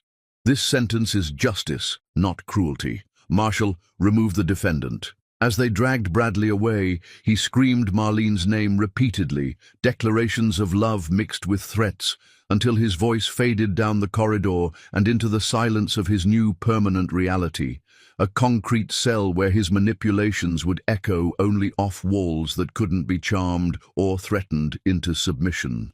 The courtroom erupted in tears and embraces. Amanda collapsed against Tonya, sobbing with relief. Lenora stood perfectly still, as if afraid movement might shatter the reality that her tormentor was finally gone. Sophia crossed herself and whispered prayers in Spanish. But Marlene felt something different, not relief or joy, but a strange emptiness. The monster was caged, but the space he'd occupied in her life, even as an enemy, was now vacant. Donovan seemed to understand. He took her hand gently. "It's okay to feel lost right now. You've been fighting so long, it's normal to not know what comes after victory." Diana Chen approached them. "There's more. The 3 men Bradley named as his admirers were arrested this morning. Marcus Webb had photographs of you spanning 3 months. Thomas Chen had been poisoning your coffee with mild sedatives, not enough to harm, just to make you feel unstable. David Morrison was planning something worse, but we stopped him in time."